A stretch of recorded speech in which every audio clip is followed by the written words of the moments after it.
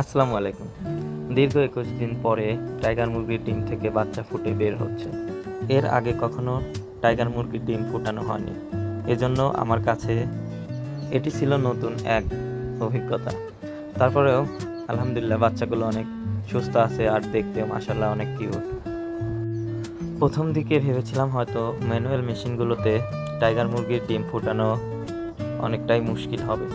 কিন্তু পরে দেখলাম না, আর সব ডিমের মতোই এগুলোও ফুটানো সম্ভব। টাইগার মুরগির ডিম ফুটতে ফুটতে এদিকে আবার আমার কয়েল পাখির ডিমেরও ১৭ দিন পূর্ণ হওয়ায় ডিম থেকে বাচ্চা ফুটে বের হতে শুরু করলো। কোয়েল পাখির ডিম সাধারণত ১৬ থেকে ১৭ দিনেই বাচ্চা ফুটে বের হয়, আর মুরগির ডিমের ক্ষেত্রে ২০ থেকে ২১ দিন সময় লেগে যায়। এখন বর্তমানে বাজারে কোয়েল পাখি এবং কোয়েল পাখির ডিমের অনেকটাই বেশি চাহিদা। টাইগার মুরগির বাচ্চা তুলনামূলকভাবে অন্যান্য মুরগির বাচ্চার থেকে সাইজে বেশ অনেকটাই বড় হয়।